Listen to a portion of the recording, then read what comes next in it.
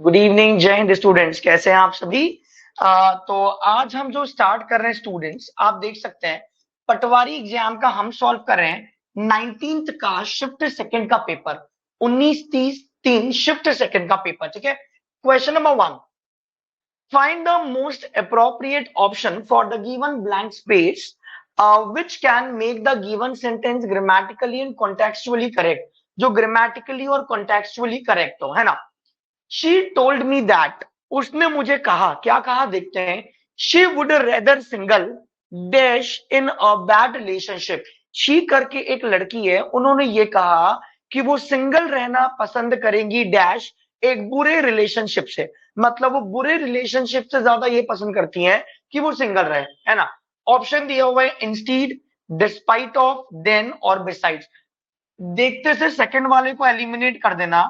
Despite के साथ में स्टूडेंट्स कभी भी ऑफ नहीं आता, सेकंड वाला तो गया, है ना। डिस्पाइट का मतलब ही होता है के बावजूद, ये कभी भी अपने साथ ऑफ नहीं लेता। फर्स्ट फर्स्ट में लिखा है इंस्टीड, इसका मतलब होता है के बजाय, लेकिन इंस्टीड अपने साथ में ऑफ लेता है, तो फर्स्ट भी गया, सेकंड वाला जो है वो भी रॉन्ग है। अब या तो आएगा थर्ड या तो आंसर बनेगा फोर्थ। चेक कीजिए, थर्ड में लिखा है देन और फोर्थ में लिखा है बिसाइड्स। बच्चों थोड़ा सा दिमाग लगाना, बिसाइड्स का मतलब होता है के अलावा। आपका जो आंसर बनेगा वो आएगा देन। एक कंडीशन होती है या एक कंजंक्शन ही मान लो, रेदर के साथ में लगता है देन, इसका मतलब होता है के बजाय। रेदर के साथ में देन, इसका मतलब होता है के बजाय। Is this clear? Nisha, Ram Ram बेटा। तो आंसर जो बनेगा वो आंसर बनेगा then. Next, in the following question, एक क्वेश्चन दिया है, out of the four alternative choose the one which can be substituted for the given words. Number 1, the art of cultivating and managing gardens. जहां पे gardens को cultivate किया जाता है और मैनेज किया जाता है, उसे क्या कहा जाता है?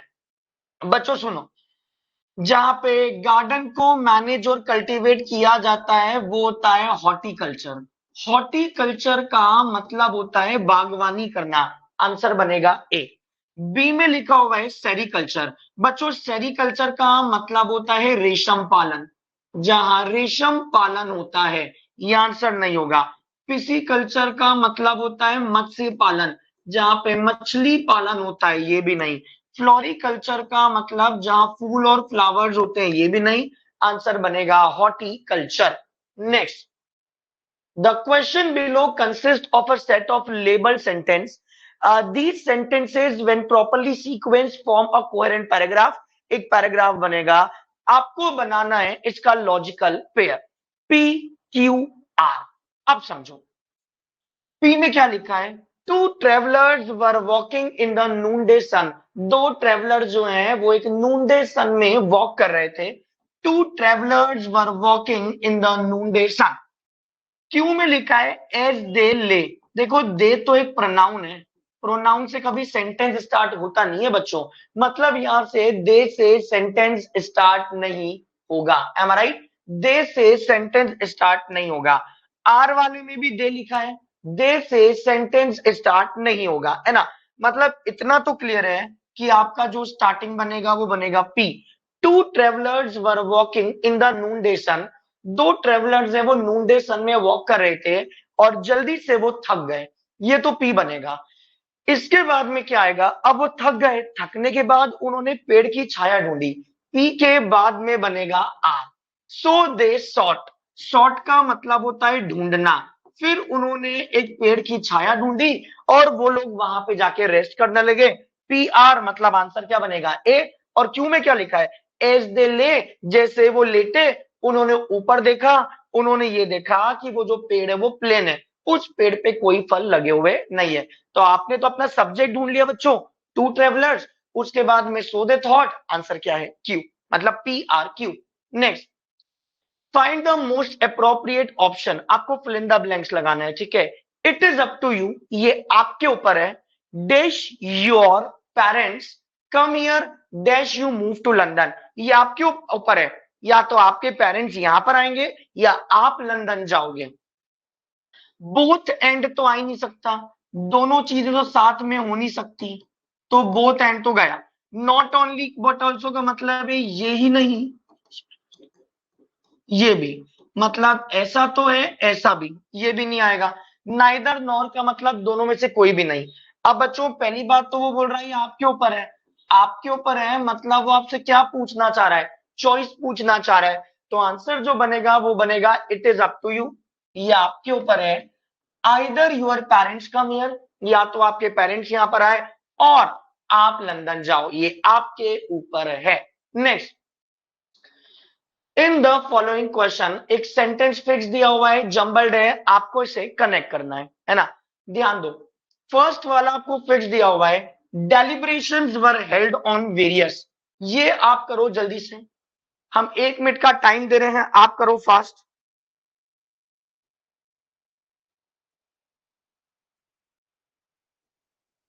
देख लो एक बार जल्दी से।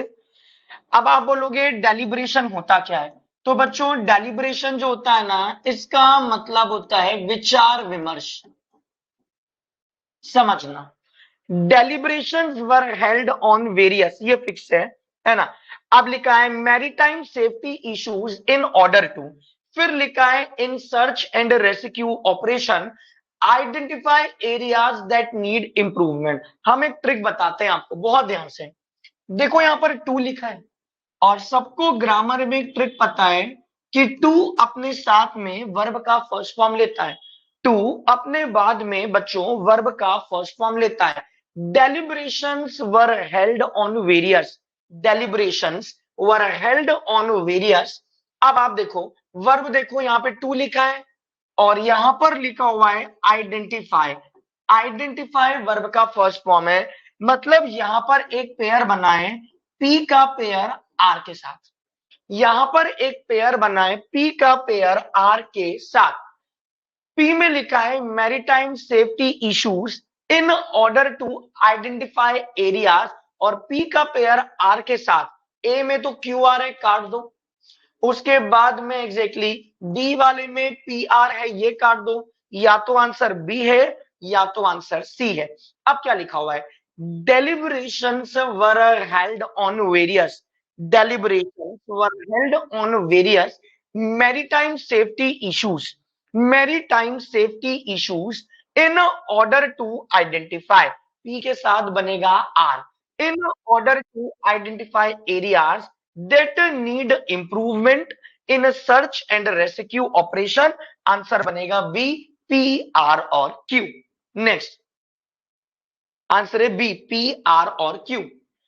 Select the most appropriate option to substitute the given bracket segment, है ना। ये क्वेश्चन बहुत आए थे इस बार पटवारी में। Hyenas might have a bad reputation, but they are one of Africa's most successful predators. बच्चों प्रिडेटर्स का मतलब होता है परभक्षी, जो दूसरों पर डिपेंडेंट रहे। हम साइड हो रहे हैं, जल्दी से क्वेश्चन देखने की कोशिश करो, जल्दी से देखो, जल्दी से देखो। हैनेस जो होता है ना वो लकड़बग्गा होता है, जो लकड़बग्गा जानवर होता है ना उसे कहा जाता है हैनेस। चलो, hyenas might have a bad reputation, इनकी रेपुटेशन बैड है, लेकिन ये अफ्रीका के मोस्ट सक्सेसफुल प्रेडेटर्स हैं। आपको बताना है यहां पर सही क्या होगा, बहुत ध्यान से देखने की कोशिश करो। ओके ओके ओके उमाकांत जी, आइए। बच्चों मच तो अनकाउंटेबल के लिए होता है और हैनेस तो काउंटेबल है, मतलब फर्स्ट वाला तो आंसर होगा नहीं। देखो ये बी में मोर लिखा है और मोर जो होता है ना वो कंपैरेटिव डिग्री होता है, तो वो अपने साथ में देन लेता है। क्वेश्चन में कहीं भी देन लिखा है नहीं है, ये भी गया। या तो सी आएगा या तो डी आएगा। बच्चों सी इसलिए नहीं आएगा क्योंकि सी में प्रेडेटर लिखा है, प्रेडेटर तो कितना है, एक है, और यहाँ पर दे लिखा है। अरे दे लिखा है ना मतलब बच्चों ये आपका प्लूरल है, और अगर ये प्लूरल है तो प्लूरल के लिए हमें एस लगाना पड़ेगा, ये भी गया। आंसर बनेगा डी, यहाँ पे कुछ भी करने की जरूरत नहीं है। नेक्स्ट, अगला वाला फिर से जंबल्ड है, आपको उसे सही करना है। क्या लिखा है ए में, once one of the dirtiest in the US. B में लिखा है has seen a resurgence of life, resurgence का मतलब होता है नया जीवन। नया जीवन। सी में लिखा है both on the surface and below. D में लिखा है क्लेवेलेंट कोयोगो रिवर। सबसे पहले जब भी पीक्यूआरएस करते हो सब्जेक्ट देखो। यहां पे जो हम बात कर रहे हैं ना, हमारा जो मुख्य सब्जेक्ट है बच्चों, वो है क्लेवेलेंट कोयोगो रिवर। मतलब हमारा जो स्टार्टिंग बनेगा वो बनेगा डी। क्लेवेलेंट कोयोगा रिवर, ये बनेगा डी। डी के बाद में क्या आएगा? Cleveland Cuyahoga river. अब ये है क्या? तो पहली बात तो ये once one of the dirtiest in the US. ये यूएस में एक बार सबसे गंदी मतलब खराब दूषित नदी होगी। डी के बाद में आएगा ए। अब हुआ क्या? डी के बाद में ए जो है वो या तो बी में है या तो डी में। अब जरा 27 को चेक करो। डी ए के बाद में आएगा बी, फिर क्या हुआ? इस नदी में हुआ has seen a resurgence of life, क्योंकि नदी लिखा है, नदी सिंगुलर है। Has seen a resurgence of life, और कहां देखा है? Both on the surface and below. Answer बनेगा डी ए बी सी। ये हमारा करेक्ट आंसर है। ठीक है, D A B C. Next, select the correct form of indirect speech. The speaker said, speaker ने कहा, क्या कहा? Steve became the best businessman. Steve जो है वो बेस्ट बिजनेसमैन है in the town because of his hard work, अपने hard work के कारण।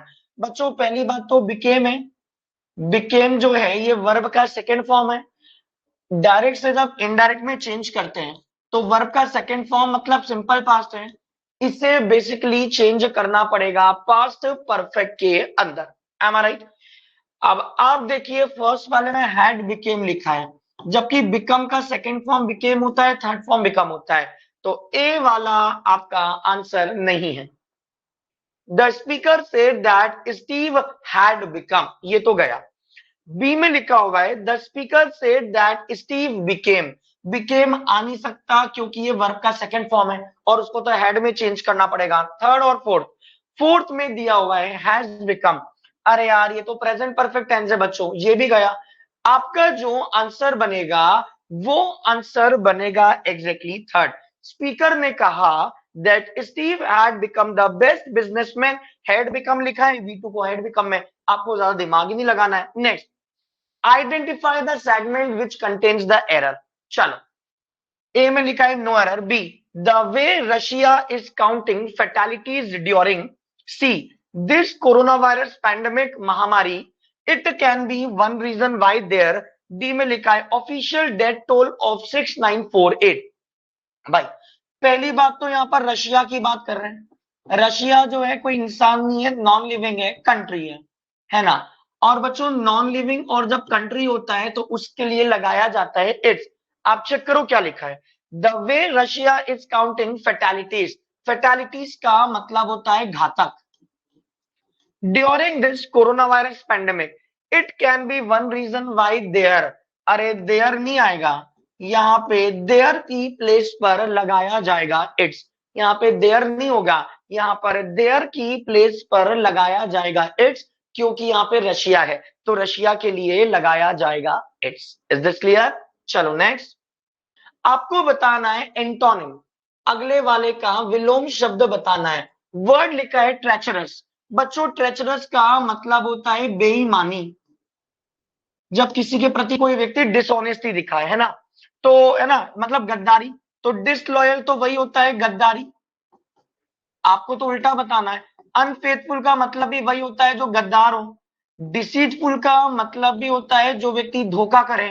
आंसर जो बनेगा वो बनेगा फेथफुल। फेथफुल का मतलब भी होता है वफादारी, उल्टा धोखेबाज का, बेईमानी का फेथफुल। नेक्स्ट, अगला वाला आपको एक्टिव पेसिव दिया है, करो। Ashoka expected to conquer the world. Conquer का मतलब होता है हराना या खुद जीत जाना, है ना। अशोका से उम्मीद है कि वो वर्ल्ड को हरा देंगे। देखो पहली बात तो एक्सपेक्टेड लिखा है बच्चों, एक्सपेक्टेड जो लिखा है वो आपका कहां चल रहा है? पास्ट में। अब आप तरीका देखना, बी वाले में विल लिखा है और सी वाले में विल लिखा है। बी और सी इसलिए नहीं आएंगे क्योंकि ये दोनों जो चल रहा है ये है future. D, it was expected that Ashoka would conquer the world. A, it was expected by Ashoka. अब आप देखो पेसिव वॉइस की पहचान होती है कि बाय तो लगता है, डी वाले में बाई नहीं है, तो आंसर क्या आएगा? ए। ठीक है, चलो next. Select the most appropriate meaning of the bracketed idiom का मीनिंग बताना है। Coming from an affluent family, affluent का मतलब होता है rich. She found herself a square peg in a round hole, आपको बताना है a square peg in a round hole का मतलब क्या है। when she married a poor farmer and moved to a small village, वो एक बहुत अमीर परिवार की थी, तो उसकी शादी कर दी एक गरीब से। तो आपको बताना है कि यहां पर जो लिखा है स्क्वायर पिग इन अ राउंड होल, बच्चों इसका जो आंसर बनता है वो बनता है अ मिसफिट इन द एनवायरमेंट। जब किसी व्यक्ति को किसी ऐसे एनवायरमेंट में भेज दो जहां पे वो फिट नहीं बैठता है, आंसर बनेगा सी। ए में तो लिखा है अनहैप्पी एंड रिग्रेटफुल, भाई रिग्रेटफुल का मतलब होता है पछतावा, ये तो नहीं आएगा। बी में लिखा है फेवरेबल, ये भी नहीं आएगा। डी में लिखा है फाइनेंशियल क्राइसिस, क्राइसिस मतलब संकट, ये भी नहीं। आंसर जो बनेगा वो आएगा C, a misfit in the environment, environment में वो मिसफिट नहीं थी। Next, select the meaning of the given idiom. To pour oil in troubled water, आपको बताना है ट्रबल्ड वाटर में ऑयल डालने का मतलब क्या है। इसका मतलब है लड़ाई को शांत करना, लड़ाई को। बच्चों एक बात बताएं आपको, इस पटवारी में एक स्पेलिंग की मिस्टेक आई, हम बताते हैं आपको। ए में तो लिखा है एस्केप मतलब बच निकलना, बी में लिखा है आग में घी डालना, सी डी में लिखा है कुछ कंट्रोवर्शियल पॉइंट विवाद वाला, ये भी नहीं। आंसर जो आएगा वो आएगा, देखो यहाँ पे टू क्लेम लिखा है, ये पटवारी ने गलती कर दी है, क्लेम नहीं है, ये काल में। पटवारी ने अपने पेपर में स्पेलिंग गलत किया है इसका, आप चेक कीजिएगा। लिखा है टू क्लेम अ क्वारल, ये कोई वर्ड ही नहीं होता है, ये पेपर में गलत आया था वर्ड। आंसर सी ही है, आंसर बनेगा टू काम अ क्वारल, कोई लड़ाई झगड़े को एग्जैक्टली शांत करना, आंसर बनेगा C. Next, select the meaning of the given idiom. Get cold feet, आपको बनेगा बनाना है गेट कोल्ड, कोल्ड फिट का मतलब क्या होता है। इसका मतलब होता है चिंता और घबराहट, चिंता, और इसी का मतलब होता है घबराहट। ए में लिखा है टू इनवाइट क्रिटिसिज्म, आलोचना, क्रिटिसिज्म मतलब आलोचना, ये तो आपका आंसर नहीं है। बी में लिखा है टू बी अनविलिंग, काम करने की इच्छा नहीं होना। डी में लिखा है to be extremely cold, answer जो बनेगा टू एक्सपीरियंस नर्वसनेस और एंजाइटी, नर्वसनेस और एंजाइटी फील करना, आंसर जो बनेगा वो आएगा B. Very good Umakant ji. अगला, अगला वाला जो है वो एक्टिव पेसिव वॉइस है, सॉल्व करो। क्वेश्चन दिया है the condition have been altered by the interference of the police force, जल्दी से करो हम साइड हो गए। वो बोल रहा है पुलिस फोर्स के इंटरफेरेंस से कंडीशन को सॉल्व किया जाएगा।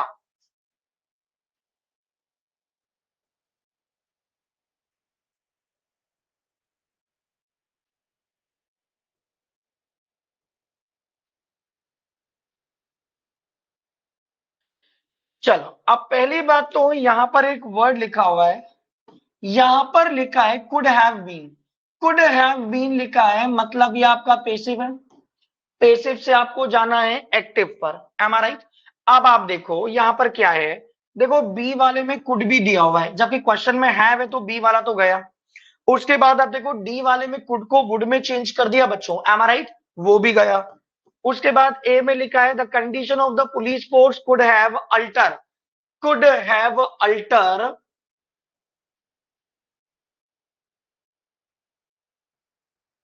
Okay, could have Altered. और सी में लिखा है the interference of the police force could have Altered the condition.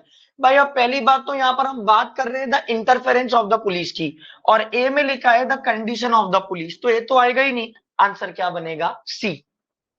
Next, आपको बताना है अगला वाला direct indirect speech. Too many people, ध्यान देना, have died for this country, इस देश के लिए बहुत सारे लोगों ने अपनी जान की आहुति दी है, सेड राज। बच्चों एक चीज तो आपको पता है, यदि डायरेक्ट में आता है धिस, तो इनडायरेक्ट में वो चला जाता है दैट के अंदर। आप देखो यहां पर सी वाले में दिस का दिस है, सी वाला आपका आंसर नहीं होगा।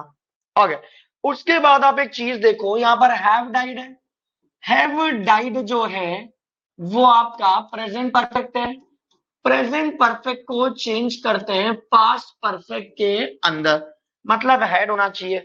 अब आप देखो चौथे वाले में आर डालेंगे, ये भी काट दो। ओके, पहले वाले में आप देखो एग्जैक्टली हेड कहीं लिखा ही नहीं है, आंसर क्या बन गया? बी ऑप्शन के अनुसार। Raj said that too many people had died. Next, अगले वाले में आपको पीक्यूआरएस बताना है, जल्दी करो, ये क्वेश्चन बड़ा अच्छा था। In all at the end of, देखो यहां पर एट द एंड लिखा है और एंड से कभी सेंटेंस चालू नहीं होता, एंड तो लास्ट में आएगा, मतलब ए वाले से स्टार्ट नहीं होगा, मतलब सी वाला ऑप्शन गया क्योंकि उसमें ए है। सी में लिखा है ए फर्दर, फर्दर मतलब आगे, अरे आगे की बात कर रहे हो, पहले पीछे का तो कुछ बताओ आप क्या बोलना चाह रहे हो। तो सी वाले में फर्दर है, मतलब ए वाला और बी वाला गया। लो, क्वेश्चन दिखने में टफ लग रहा है लेकिन है बहुत इजी। लाइट में कुछ प्रॉब्लम तो नहीं आ रही? ओके, तो आंसर जो बनेगा ना एग्जैक्टली वो आपका आंसर क्या बनेगा? बी। देख लो, हमने तो बिना पूरा पढ़े एग्जैक्टली सही कर दिया, बिना पूरा पढ़े हमारा आंसर सही हो गया है ना? है ना? अब बी में क्या लिखा है? Of the 57 of loans that Piraeus bank, bank की बात कर ली है ना, और डी में वैसे भी बैंक्स लिखा है। उसके बाद में लिखा है one of Greece four dominant lenders, Greece का एक डोमिनेंट लेंडर्स है, had on its books at the end of March were more than 90 days overdue, उसका 90 दिन से ज्यादा का ओवरड्यू चल रहा है। C, a further dollar were also deemed unlikely to be repaid. A में लिखा है, फिर लिखा है at the end of Greek banks ने इतना पे किया, और डी में लिखा है the bank plans to reduce it, bank reduce करना चाहती है। चलो नेक्स्ट, अगला आगे बताना है आपको जिसको सब्स्टिट्यूट कर पाए an unpleasant mixture of loud sounds, जहां पे बहुत तेज तेज सा आवाज आता है, तेज, अनप्लीजेंट मतलब जो अच्छा ना लगे, उसे क्या कहा जाता है? नंबर वन, मेलोडी का मतलब होता है सुरीला, तो ये तो नहीं आएगा। हारमोनी का मतलब होता है आपसी तालमेल, ये भी नहीं होगा। म्यूजिक तो गाना होता है, आंसर बनेगा कैकोफोनी, जो कर्कश ध्वनि होती है, कर्कश ध्वनि उसे कहा जाता है कैकोफोनी। और कैको का मतलब ही होता है बैड, ओके, और फोनी का मतलब होता है साउंड, तो आंसर बनेगा cacophony. Next, select the most appropriate synonym of the given word, synonym बताना है। मेंशन, बच्चों मेंशन का मतलब होता है बहुत बड़ा और आकर्षक घर, बहुत बड़ा और आकर्षक घर। फोर्ट्रेस तो होता है स्ट्रॉन्ग, जब कोई व्यक्ति स्ट्रॉन्ग होता है, मजबूत, ये गया। डोमिसाइल सर्टिफिकेट तो अपन बनवाते हैं, ये भी गया। प्लांटेशन भी गया, वेरी गुड उमाकांत जी। आंसर बनेगा सी, लार्ज इंप्रेसिव हाउस। नेक्स्ट, आपको बताना है, ब्रैकेट में पार्ट लिखा है, सही क्या होगा? The reason why he forget the umbrella, कारण कि वो छाता भूल गया, was because there was no rain, क्योंकि वहां पे कोई बारिश नहीं थी। हमेशा ध्यान देना, कंजंक्शन ही होता है द रीजन के साथ लगाया जाता है दैट। यहां पर लिखा है द रीजन और यहां पर लिखा है बिकॉज, बिकॉज की प्लेस पर लगाया जाता है दैट, है ना? तो द रीजन के साथ पहले वाले में बिकॉज है, हटा दो, नो इंप्रूवमेंट तो होगा नहीं। थर्ड में सिंस है, सिंस का मतलब क्योंकि, ये भी नहीं आएगा, आंसर बनेगा डी, वॉज दैट, क्योंकि कोई बारिश नहीं थी। Next, should Agastya have interrupted me while I was speaking, जब मैं बोल रहा था क्या अगस्त्या को मुझे बीच में दखल देना चाहिए था? आपको बच्चों एक्टिव पैसिव वॉइस बताना है, क्वेश्चन करो। देखो पहली बात तो हैव लिखा है, हैव इंटरप्टेड, जब इसका पैसिव करोगे ना तो यहाँ पे हैव बीन होना चाहिए और वर्ब का थर्ड फॉर्म। आप देखो पहले वाले में हैव बीन नहीं है, काट दो। आप देखो तीसरे वाले में नॉट लिखा है तो काट दो। आप देखो चौथे वाले में बीन लिखा हुआ नहीं है, वो काट दो। तो आंसर जो बनेगा वो क्या आएगा? बी। लो, अपन ने ऑप्शंस को देख के कर लिया, should I have been interrupted by Agastya. Next, आपको बताना है अगले वाले को active passive. Denver was prosecuted by the court, Denver को कोर्ट के द्वारा प्रोसिक्यूट कर दिया गया for intentional damage of property, क्योंकि उसने जानबूझ के प्रॉपर्टी को डैमेज किया। बच्चों पहली बात तो यहां पर एक वर्ड लिखा है वॉज प्रोसिक्यूटेड, ये आपका पैसिव चल रहा है, एम आई राइट? क्योंकि वॉज के साथ में वर्ब का थर्ड फॉर्म है। पेसिव से आएगा एक्टिव। आप देखो चौथे वाले में फिर से वॉज बीइंग गया, तीसरे वाले में हैज गया। अब आप देखो आपका सब्जेक्ट जो है वो देनवेर है, आपका ऑब्जेक्ट जो है वो है इंटेंशनल डैमेज ऑफ प्रॉपर्टी, मतलब आपका जो स्टार्टिंग होगा वो होना चाहिए द कोर्ट से। आप देखो एग्जैक्टली बी वाले में देनवीर से है, आंसर बनेगा A, the court prosecuted Denver for intentional damage of property.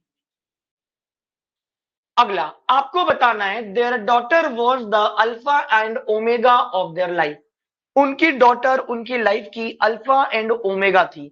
बच्चों अल्फा एंड ओमेगा का मतलब है मोस्ट इंपॉर्टेंट पार्ट, सबसे इंपॉर्टेंट भाग, आंसर आएगा ए।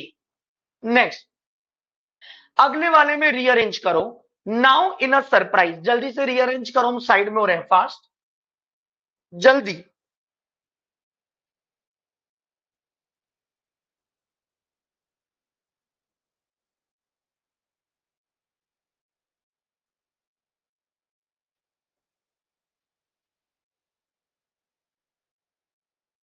चलो now in a surprise to paleontologists, भाई पेलियोंटोलॉजिस्ट का मतलब है जो जीवाश्म का स्टडी करते हैं ना। ओके, द डिस्कवरी, कोई डिस्कवरी की बात है। सी में लिखा है ऑलमोस्ट 2 मिलियन ईयर अगो, और डी में लिखा है द एक्सटिंक्ट एनिमल। हमेशा ध्यान देना, पहले हम हमेशा पास्ट की बात करते हैं, गुरु उमाकांत जी। वहां पर लिखा है ऑलमोस्ट 2 मिलियन ईयर्स एगो, सबसे पहले तो आपको बताना पड़ेगा 2 मिलियन साल, 200 जो भी लिखा है, 2 मिलियन ईयर्स अगो, स्टार्टिंग बनेगा सी से। हमेशा ध्यान देना, पहले पास्ट की बात करते हैं रीअरेंजमेंट में, फिर प्रेजेंट की। तो वो पास्ट की बात कर रहा है, 2 मिलियन ईयर्स पहले जायंट हैनेस, हैनेस का मतलब लकड़बग्गा, saber toothed cats and camels roamed across the European continent. Roam का मतलब होता है घूमना, ये लोग यूरोपियन कॉन्टिनेंट में भटकते रहते थे। सी। चलो अब सी के बाद क्या होगा ना, तो सी के बाद में ए तो दोनों में कॉमन है। नाउ इन अ सरप्राइज, भाई पहले पास्ट की बात कर ली, अब नाउ प्रेजेंट है। अब एक सरप्राइज है, it seems they shared there domain with an enormous bird, enormous मतलब बहुत बड़ा, that was almost 12 feet tall. चलो सी के बाद में हो गया ए। अब उसके बाद में जो आंसर बनेगा बहुत ध्यान देना, उसके बाद में बनेगा बी, द डिस्कवरी। इसके बाद एक डिस्कवरी हुई जिसने दर्शाया कि जो जाइंट फ्लाइटलेस बर्ड है नोन टू हैव लीव्ड, वो नॉर्दर्न हेमिस्फीयर में रहता है। और सी ए बी के बाद में आएगा डी, सी ए बी के बाद में डी, ये एक्सटिंक्ट एनिमल जो है इसकी जो वेट है वो वेट इतना है। चलो नेक्स्ट आपको बताना है अगले वाले में से कौन सा वर्ड है जिसकी स्पेलिंग करेक्ट है। Find the correctly spelled word. बच्चों प्रिफर्ड तो गलत है, प्रिफर का स्पेलिंग होता है ये, चुनाव करना, सिलेक्शन करना, तो प्रिफर्ड तो गलत है। इंसिडेंटली का मतलब है अचानक, इसका स्पेलिंग भी गलत है। इसका होता है इंसिडेंटली, ये भी गलत। ए में बी में लिखा है हैरासमेंट, ये राइट है, हैरासमेंट का मतलब है तंग करना, अत्याचार करना। और मिलेनियम गलत है, मिलेनियम का स्पेलिंग होता है NNIUM। आंसर जो बनेगा वो आपका बनेगा ए, आपका जो आंसर बनेगा वो बनेगा ए। चलो कैसा लग रहा है सेशन, सभी को मजा आ रहा है, कोई दिक्कत तो नहीं है? ऐसे ही पढ़िए, फिर से हम आते हैं कल दोबारा से। थैंक यू सो मच, आज का लेक्चर इतना ही है, जल्दी से सब्सक्राइब कर दीजिए, थैंक यू।